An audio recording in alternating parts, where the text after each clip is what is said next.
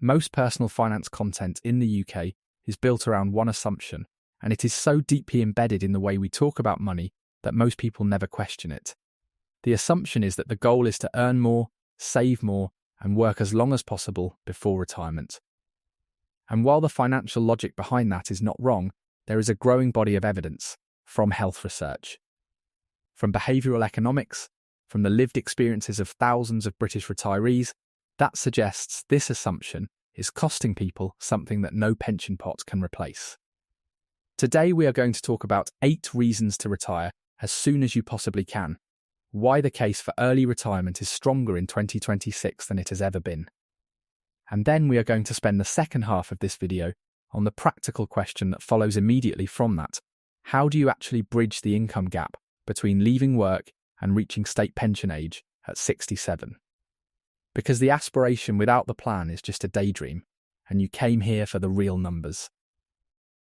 Let's start with reason number 1, and it is the one that no financial spreadsheet can capture, but that underpins every other reason on this list.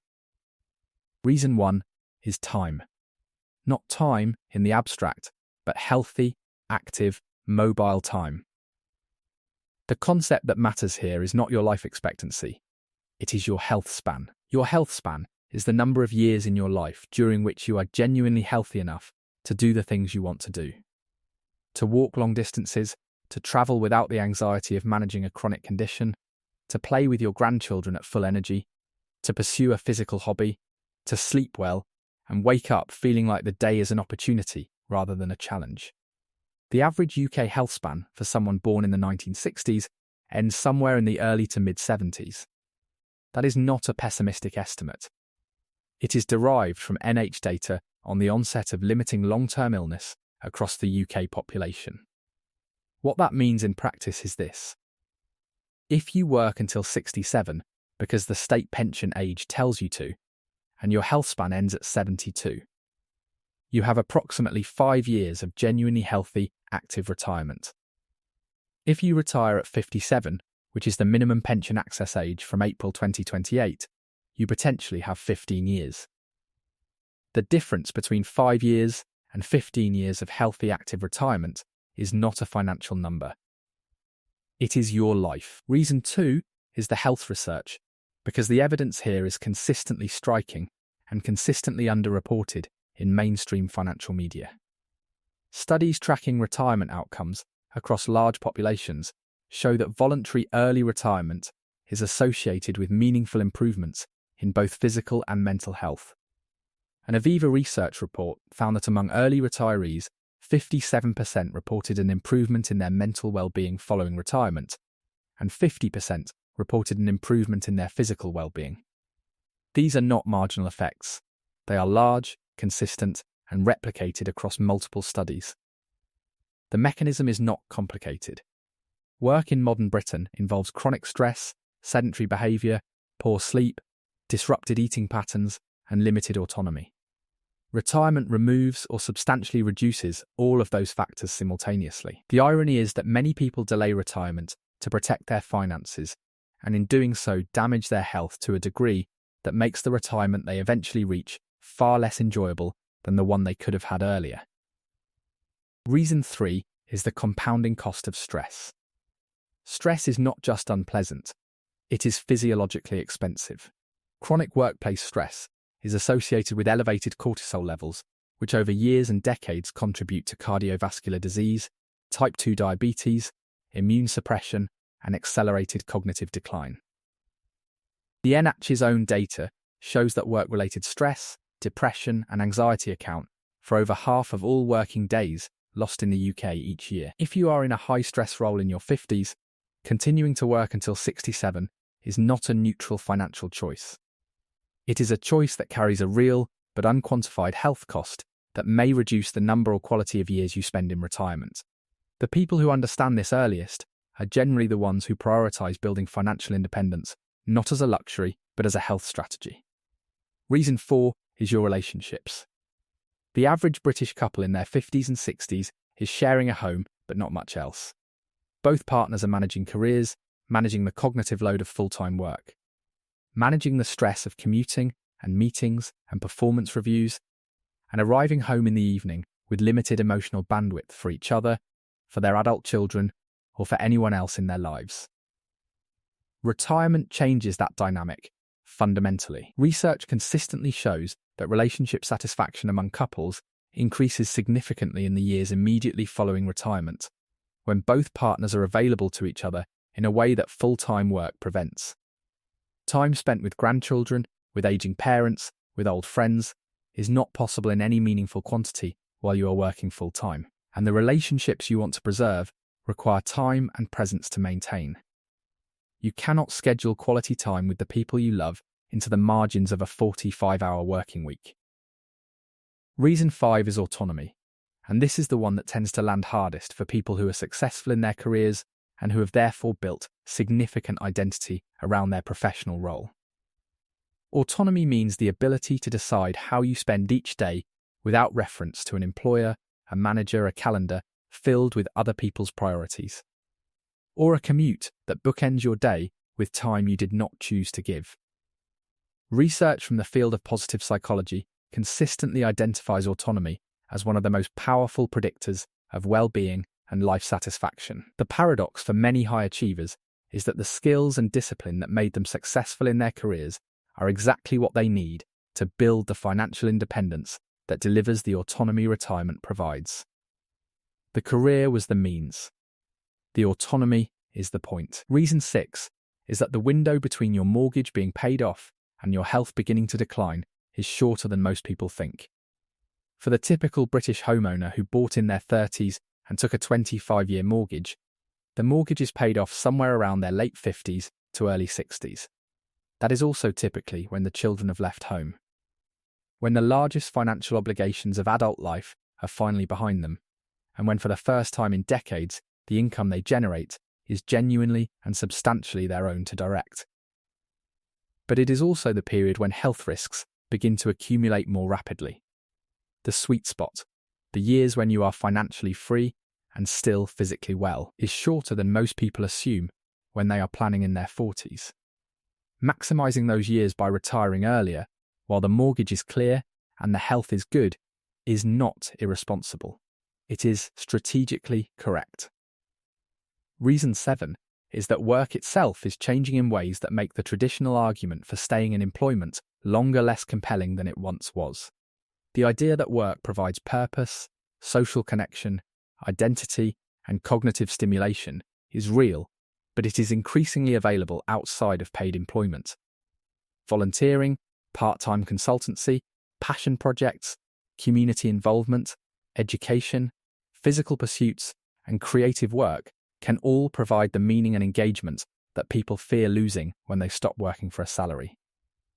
The difference is that these activities are available on your terms, at your pace, and without the hierarchy, performance management, and organisational politics that accompany most paid employment.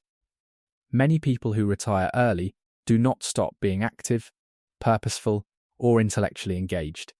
They simply stop being employed. Reason 8 is the state pension age itself. The state pension age is rising and is likely to continue rising. It is currently moving from 66 to 67, with the transition completing in April 2028.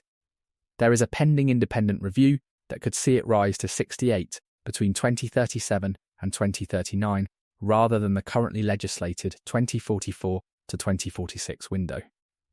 The International Longevity Centre has published research suggesting it may need to reach 69 or 70 for younger cohorts to remain sustainable. Every year you wait for the system to define when your retirement begins is a year you are ceding control of your timeline to a government whose primary interest is fiscal, not personal. Building the financial independence to retire on your terms, before the state pension is available, is the most powerful response available to any individual facing a system that keeps moving the goalposts. Now let's talk about how you actually bridge the gap between leaving work and reaching state pension age, because this is where the aspiration meets the arithmetic, and where most people either find a credible plan or conclude that early retirement is impossible for them. The good news is that for a very significant number of people who plan carefully and start early enough, it is not impossible at all. The first thing to understand is the mechanics of the bridge. If you retire at 57, which is the minimum pension access age from the 6th of April 2028, and your state pension age is 67, you have a 10-year bridge to fund from your own resources. During that 10 years, you will not receive the state pension, and depending on your employer's pension rules, you may not receive your full workplace pension immediately either. The income for those 10 years has to come from 3 possible sources: your private pension accessed from age 57, your ISA, or other savings and investment accounts. The optimal strategy for most people involves using a combination of all 3, and the sequencing matters significantly for tax efficiency. The ISA bridge is the cornerstone of most UK early retirement plans, and it is the most tax-efficient income source available before pension access age. An ISA, whether cash or stocks and shares, allows you to withdraw money at any time with no income tax and no capital gains tax on the growth. There is no minimum access age. There are no drawdown rules. There is no hmrc reporting required on withdrawals. The ISA allowance is £20,000 per person per year in 2026/27, and couples can collectively shelter £40,000 per year in new ISA contributions. The strategy for someone targeting early retirement at 57 is to maximise ISA contributions during the working years, invest that ISA in a low-cost global index tracker, and then draw from the ISA during the early retirement years while allowing the pension to continue compounding untouched until age 57 or beyond. For every year you leave the pension untouched while drawing ISA income, you are allowing it to grow tax-free inside the wrapper, and you are preserving the 25% tax-free lump sum entitlement, which is currently capped at £268,275 for later use. From age 57, which is when the new minimum pension access age comes into effect from April 2028, your SIP or workplace pension becomes accessible. The standard rules allow you to take 25% of your pension as a tax-free lump sum, with the remainder drawn as income and taxed at your marginal rate. For many early retirees who have no employment income in retirement, the personal allowance of £12,570 per year means the first £12,570 of pension income after the tax-free lump sum is taken tax-free, making a blended ISA plus pension drawdown strategy extremely efficient from a tax perspective. Let's put some real numbers on this. If you want to retire at 57 and your target lifestyle costs £30,000 per year and your state pension age is 67, you need to fund 10 years of income from private sources before the state pension begins. 10 years at £30,000 per year is £300,000 in simple terms, though in practice your investments will continue to generate returns during the drawdown period, so the pot required is somewhat less than that on a risk-adjusted basis. Most financial planners use a figure of around £250,000 to £280,000 in accessible savings as a reasonable bridge pot for a single person targeting this lifestyle, alongside a growing pension that will supplement or replace drawdown income from age 57 and then be supplemented by the state pension from 67. For a couple, the maths is more favourable.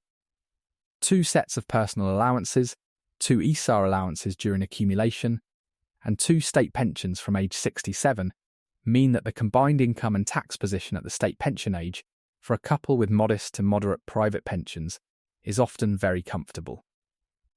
A couple both entitled to the full new state pension receive £25,096 per year between them in 2026-27, which covers or exceeds the plus a moderate retirement standard for a couple of £34,400 when combined with even a modest private pension drawdown.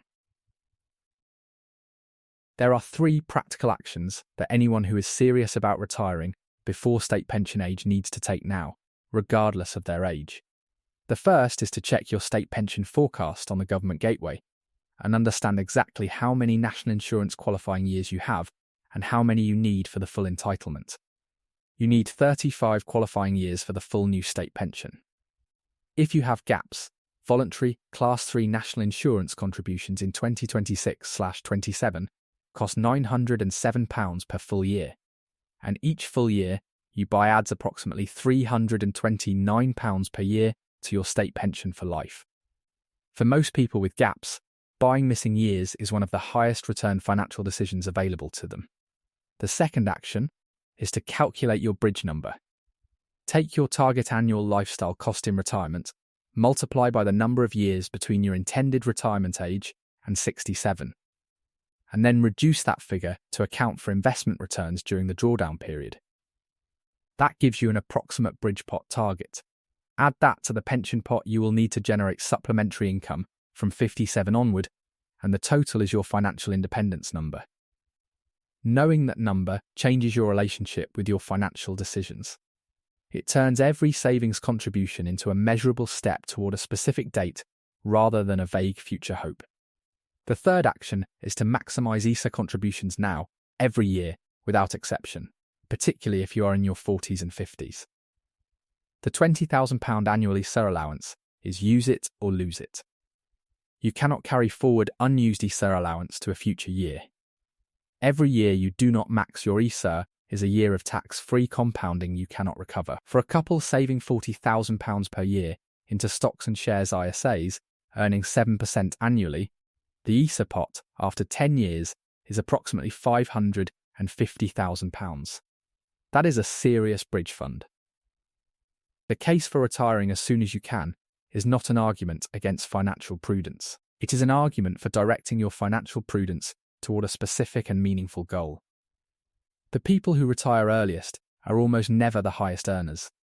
They are the people who decided early what they actually wanted their life to look like, built a financial plan around that vision, and executed it with discipline over years. The state pension age tells you when the government will begin supporting your retirement. It says nothing at all about when your retirement has to begin. If this video gave you something to think about and something to act on, please hit the like button and subscribe to UK Finance with Peter for more honest, practical content on money and retirement for people living and working in the UK. Thanks for watching, and I will see you in the next one.